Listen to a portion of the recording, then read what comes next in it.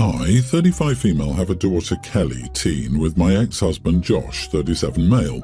We separated when Kelly was 10. Since then, Josh has been married to Lily, 30s female again. Kelly mostly stays with me but also has a room at Josh's house, which is significantly bigger than mine. It's important to note that Kelly is not a picky eater and usually cooks for herself, as she enjoys cooking and trying new things. However, she is very particular about how she wants her hot drinks done, like hot chocolate with milk only and no water or tea without any milk or sugar, as she collects different types and feels adding milk or sugar ruins them. Now, unfortunately, Kelly had to go through an operation and currently can't move by herself and needs help. Josh suggested having her stay at his house as he has more room. Lily can look after Kelly while he's at work since she's a housewife. They don't have any children together. Lily also agreed it would be for the best. Both Kelly and I went with the plan as I won't be able to be with her 24/7 due to my work and lack of coverage.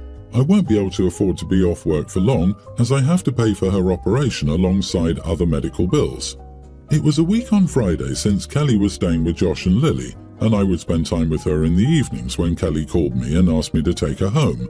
I wondered what was wrong, and she told me Lily kept messing her with drinks or serving her drinks she didn't have, like coffee due to her meds.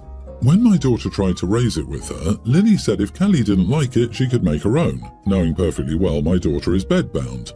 I took her home and told my ex I was expecting him to cover the medical bills and some of my expenses since Lily failed to do her job and her treatment of Kelly. I've refused to give her a second chance despite Josh asking me to and was called an idiot by him and my in-laws. Edit, Lily would constantly add sugar and milk to her tea. Kelly really doesn't like sweet tea. From what she told me, she asked for a hot chocolate once or twice and got it made with water only. There were other concerns too, like Kelly waiting too long for Lily to come and help her to the bathroom since she couldn't walk there herself or get out of bed herself. Lily kept messing with her drinks or serving her drinks she can't have, like coffee due to her meds. That isn't good, but the bathroom thing is a huge concern. Why are you focused on the beverages? This isn't an other concern. It's a significant concern and should be a critical point in your story. Either way, you were absolutely right to take Kelly home. 100% not the idiot. Your focus on the tea suggests that the second, actually essential bathroom issue doesn't hold much weight. It seems like you're reaching. The way you've written it will have people shouting child abuse, just like you wanted. If you'd written the problem clearly, most would say your daughter seems a little fussy and you seem like you live for drama or despise your ex and his wife. I don't see any grounds for you to demand money from your ex. Sorry, but you are the idiot. Exactly, you are the idiot. Sounds like your daughter is a little princess. You don't like the fact your ex has a bigger house than you, which you make a point of, and his wife doesn't have to work. You specifically mentioned they don't have any children together after saying she was a housewife.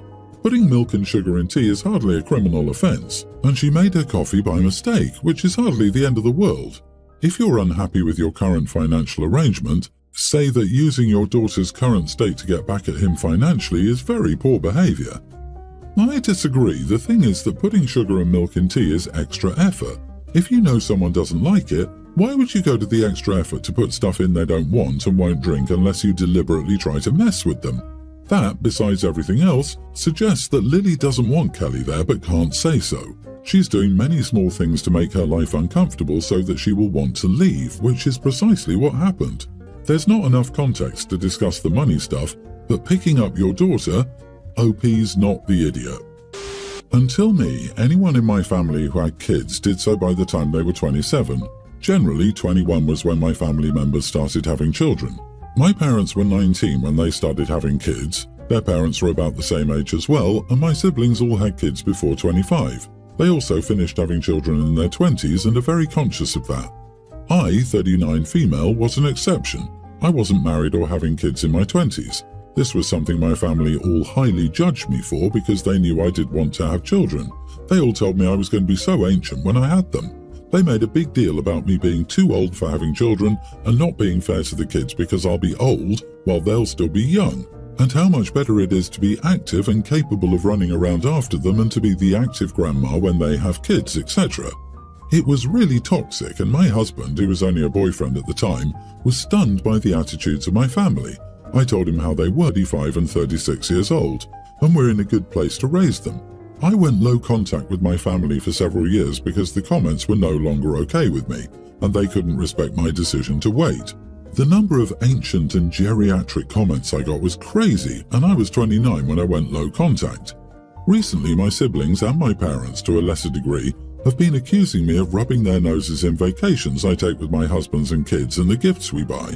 One of my sisters said her kids were mad that my oldest had their birthday party at the trampoline park and they never got to go. She told me I was really making all my nibblings feel bad about it. My mom told me I act so much better than them by taking my kids on vacations at such a young age, instead of having them wait until adulthood like we all had to. The messages annoyed me until I decided to make a group chat. I wrote to them that this ancient geriatric mom had no time for their jealousy and that I would not apologize for the decisions I made to wait or to enjoy being able to treat my kids. I told them if they couldn't stop, low contact would become no contact. They accused me of taunting them and lashing out unnecessarily. Am I the idiot? Not the idiot. They're as judgmental as heck and jealous too. They made their choices. You made yours. And there's a difference between actively rubbing someone's nose in something and rubbing their nose in something like, we're going to a trampoline park for X's birthday. Did I tell you about the trampoline park? Here are pictures of all of us at the trampoline park. Have you ever been to a trampoline park? That's rubbing their noses in it. Simply having a party there and inviting them is not rubbing noses. Their noses may be out of joint, but that's not your fault. They also choose to keep looking at photos of things you do that you post online. You're good to go low contact. They sound incredibly toxic and jealous, and you don't need that bad energy. Jesus, I want to cry just reading that sentence about 5 to 7 kids average. My primary opinion on how many kids someone should have is an amount that the parents can comfortably support so that the family is not left in financial hardship. I'm sorry, but I can't conceive of anyone who can comfortably support 5 kids nowadays unless they're well on their way to being millionaires. And even less, I can't conceive of being able to support them comfortably when they're having those kids so young. Cut them off. They sound absolutely miserable to deal with. I really hope the nibblings follow your example and wait. So I, 34 female, have a childhood best friend, Cordelia, 32 female. Cordelia was one of the most beautiful women I've ever seen, but she's always had severe self-esteem issues. Recently, she's been enamored with the buccal fat removal trend. She swore up and down she was going to save up for it because she doesn't like her round face. It wasn't round or big at all.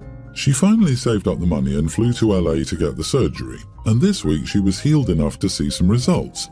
Personally, I think the people who get that procedure look bad. Still, my opinion doesn't matter because if that makes them happy, that's all that matters. Beauty is subjective and no one else's views are relevant as long as you love yourself. Cordelia and I had brunch today, and she asked me what I thought of her results. I told her the doctor did a good job at the surgery and I'm glad to see her happy. She continued on and we were chatting, but then she brought it up again, asking me how I thought she looked. I once again told her that the surgery was very well done and that it looked exactly the way she wanted. Cordelia got upset and asked me why I wasn't giving her a straight answer and if I thought it made her prettier. I told her that she's always been a beautiful woman and that the glow she has from the confidence it's given her is a good look. She told me to tell her if I thought she was pretty, and I said, your opinion is the only one that matters. It's your face and I'm happy you achieve your goal. I personally don't like the look of it on anyone, but it's none of my business because it's not my face. You were beautiful before doing it. Cordelia threw a fit, poured her mimosa on me, and told me I was a jealous and petty witch. I didn't mean to hurt her feelings. I don't know why she wanted my opinion so badly, or why she couldn't accept my answer, but I definitely feel like the idiot. So, am I? Not the idiot. She's incredibly insecure and no amount of surgery or reassurance on your part will change that. I honestly feel very sorry for her. The way she kept pushing for your approval, you'd almost get the idea she was into you or something. She needs therapy more than anything, and if I were you, I wouldn't be afraid to let her know. There's a deeper reasoning as to why she can't be okay with herself, and it's beyond anything you can do. You are the idiot. She wanted the white lie, that was all that mattered to her. She didn't want your honesty. If you aren't prepared to do that, you are incompatible as friends. Some friends will BS each other and it's a mutually agreed social contract. They know it's BS, but it makes them feel better. Other friends appreciate honesty more and don't get upset. Everyone's different. OP, wake up. This woman threw a drink on you and you're actually here asking if you're the idiot. Cordelia is not your friend. Jeez. Don't be friends with such an insecure, vain, and, more importantly, horribly rude and volatile person. My God! Pouring drinks on someone can be counted as assault. You need to form healthier and better friendships to realize this girl is not a best friend or even a friend. My son is in elementary school and one of his friends is special needs. We'll call him Elliot. He's a very sweet boy but needs extra help with a lot of things, including using the restroom. I'm very close with his parents. They've been family friends for years. Our whole family hangs out, including grandparents often. It was the day of my son's party and about half of the kids were dropped off and the other half had their parents leave. This is about the time I should mention I went to nursing school for a bit but ended up dropping out, so I do have some experience, but not a lot. I'm running around helping all the kids do their activities, get food and so on. Elliot comes up and tugs on my shoulder, saying he needs to go potty and needs my help. Because of his needs, it takes around 20 minutes to help him use the restroom. It's not a quick thing at all. I said, "Oh, sweetheart, I can't help you, so you'll need to go to your parents, okay?" He told me that they were gone and to ask for you. Hugh, my mother-in-law, walks up. She says, "I told you you had a handle on it and they should take a few hours to go and have fun, so they left. I'll watch the kids, you go do what you need to do." She handed me his bag full of bathroom stuff. I was furious with rage, embarrassment and pity for this child. I kept it calm for Elliot, but it's my son's birthday party and all I can think of is, 1. I didn't volunteer for this and I want to watch my son enjoy his party. 2. I would be furious if I left my child with someone I knew and trusted and came back and they were gone for 20 minutes with a stranger watching my kid. And 3. My mother-in-law did not have the right to say I do something I'm not comfortable with. I told Elliot I'm sorry I can't help you today. Then I turned to my mother-in-law, took her out of earshot and told her she would have to figure it out or call his parents to come back. I told her I couldn't do this today and leave the kids that I'm responsible for. Elliot looked a little shocked when I told him no, but then he just looked at my mother-in-law. My mother-in-law was beyond shocked and furious. She eventually was able to contact his parents with my husband's help, but she's been very short with me since. She told my husband that since I was basically a nurse, I shouldn't have a problem doing that for Elliot, and she could have watched the kids just fine. My husband told her that she shouldn't have assumed I would be able to help Elliot. Elliot's parents were annoyed but apologetic. They'd assumed it was my idea. I do feel horrible, but I don't feel comfortable doing this for Elliot and stepping away from the party for so long. I also want to clarify that for some of the kids, I was the only adult that they knew at the party. So, am I the idiot for refusing to help a special needs child during a party I was running? You should have told the mother-in-law, I need to watch you handle the mess you created. Not the idiot. And firstly, his parents should be there. A normal person, when offered something like this, would have declined. Even if your evil mother-in-law wanted you to have a crappy experience. She should be wiping his butt for 20 minutes or changing a colo bag. The audacity of the parents and your mother-in-law. I don't even want to know how the poor boy felt. My thought exactly. Elliot's parents took advantage of the situation to dump their parenting responsibilities onto OP. They knew mother-in-law was full of it but thought they'd score a few hours of freedom. Any parent of a child with special needs would not expect to drop their offspring at a party and drive away. From the OP's vague description, I'm going to venture a guess that helping Elliot in the bathroom involved either a catheter, an ostomy or something similar. It's absolutely not something that one would expect anyone else to take care of, much less the host of a birthday party. Maybe if mother-in-law thinks it's no big deal, she should go with OP and get a quick nursing lesson on what this situation entails and see if she would still be as mad. So here's the deal. My brother is getting married and he's been planning this extravagant wedding way beyond his pay grade. He asked me to help financially and I agreed because we're family. I'm not exactly rolling in dough, but I've done okay for myself and I wanted to support him. Fast forward to last week, he dropped the bomb that my wife wasn't invited. His reason? His fiancée and my wife had a falling out years ago over some petty nonsense and they haven't really talked since. I told him that's ridiculous. It's water under the bridge and they're both adults who can handle being at the same event. He wouldn't budge. Said it was his fiancée's day and she didn't want any negative energy. I argued that it was also his day and as his brother I should be there with my wife.